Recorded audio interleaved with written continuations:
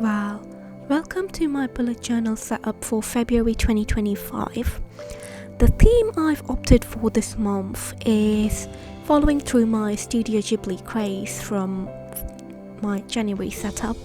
I've opted for Kiki's delivery service, and for the cover page I've been sketching a few elements from the movie that feature quite often. So we've got flowers because yes, we've got paintbrushes, we've got Kiki's bag, we've got a lot of different bakery items like croissants and breads, an entire bread basket, and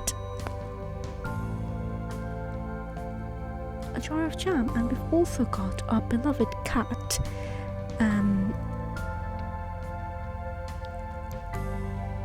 flying through the spread just like Kiki herself. I've also added a lot of sunflowers because the colour scheme I've chosen for this spread is, as you can see on the right, a mixture of blues and purples to match Kiki's outfit.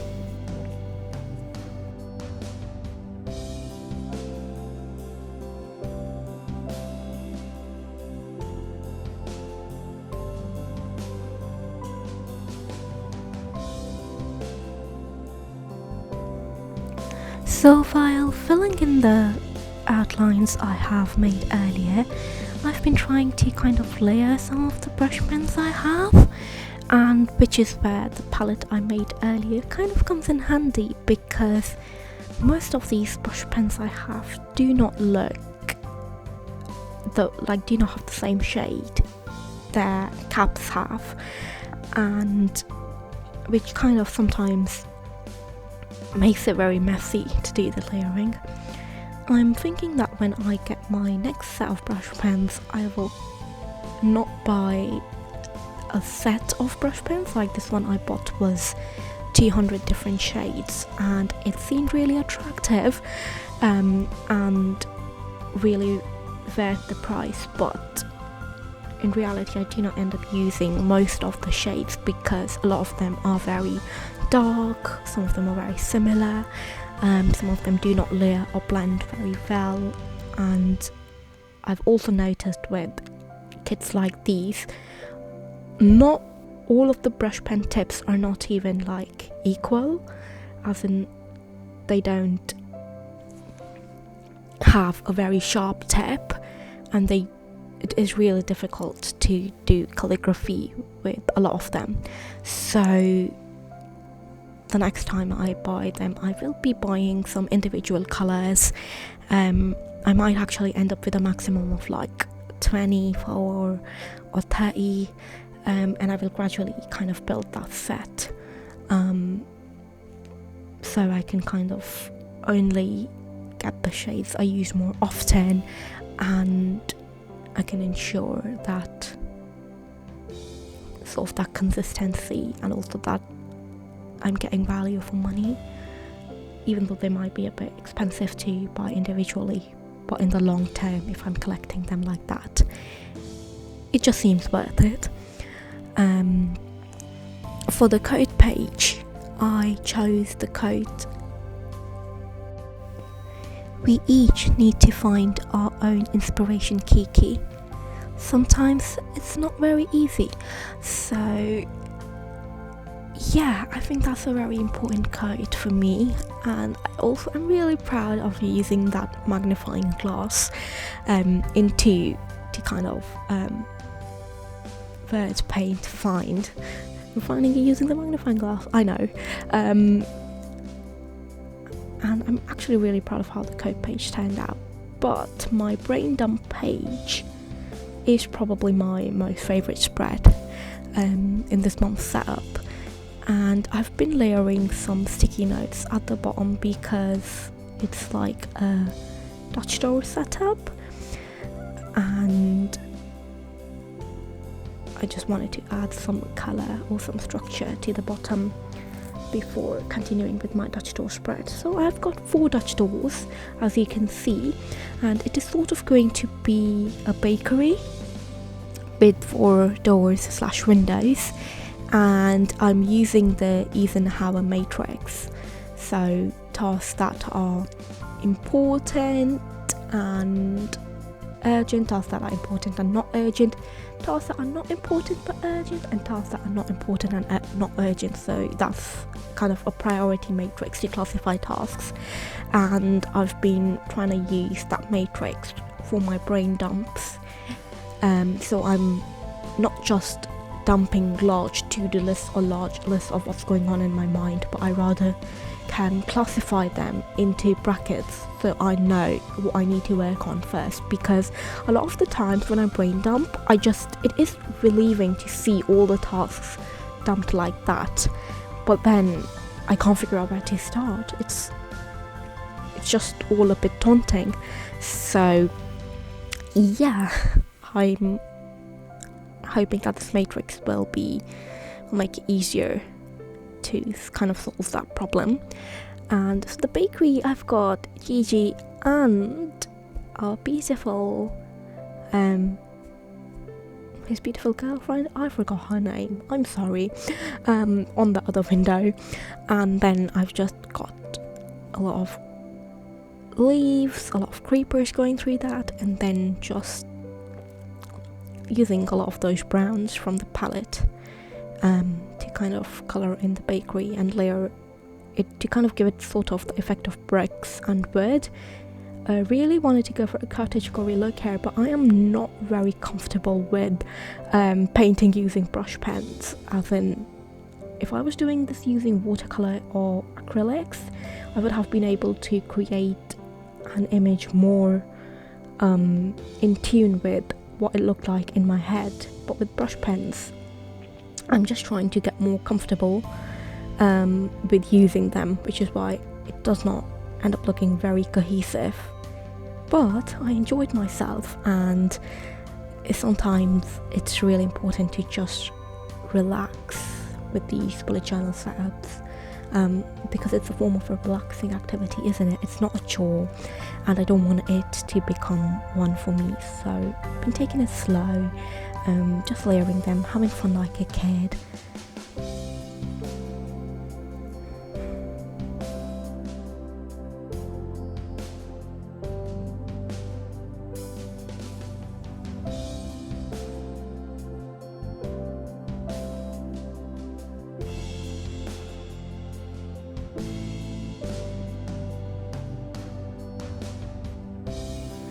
I'm still not too sure how I feel about the background. I was just feeling like it was a little bland, so I thought to add some dark purple there to kind of show that it's night. But then I feel like the reason it looks so out of place is because the lighting of the actual bakery does not match the background. But it's fine, it was just for fun, so I have not been thinking a lot about this. Another of my favourite parts about this spread is these little cat washi tapes I got, and I've been using those on all the spreads to make them tie together, and they're adorable. I love them to bits. For my productivity tracker, I kind of pretended that they were shelves in the bakery. And for the key as well, I did a tiny Dutch door, and I cut it in a funky shape to add some funky factor to the page. Honestly, I wanted it to be funky without putting in too much effort, because I feel like most of my effort for these spreads was exhausted trying to paint that brain dump spread.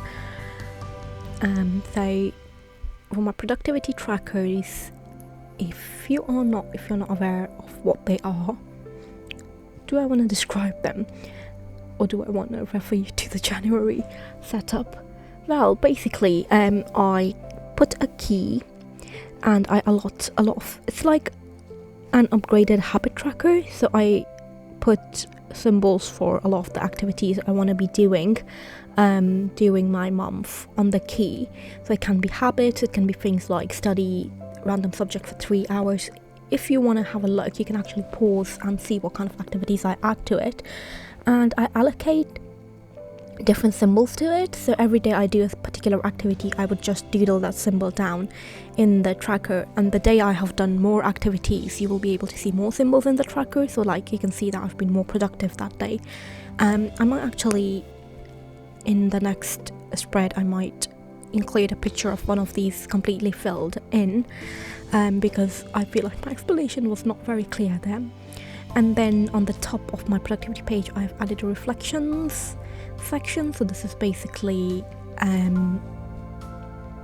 to kind of reflect on how our productivity has been across the month, any patterns I spot in my productivity, including like what days I'm more productive on, are there certain sections of the month I am less productive on, and what could be causing those.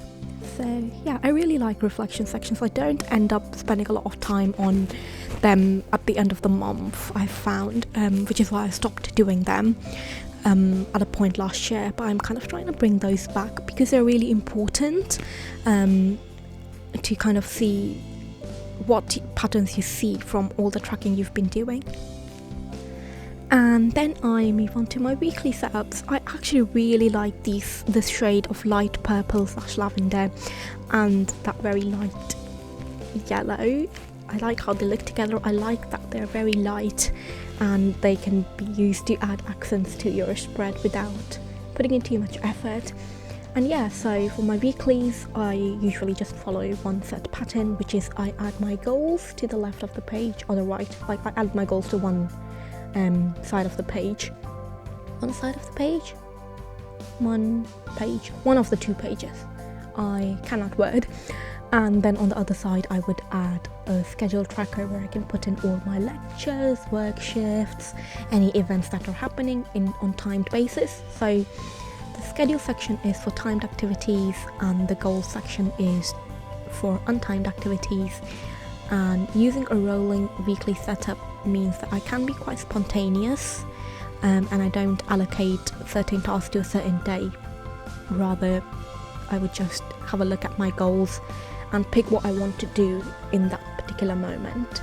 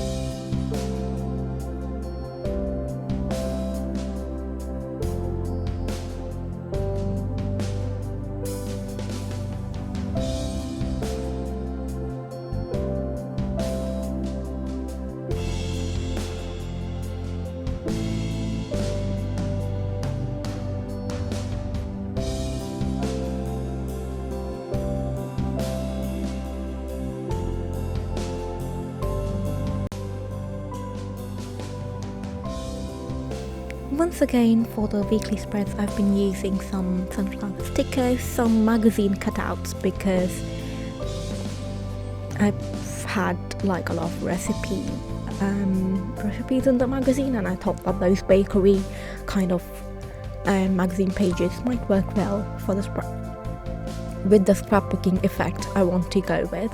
Then I've been adding some of my coffee stickers, because I also had some bakery items in there, and I was like, yeah, we want things to tie well together. Again, adding more of my cute little cat washi tape.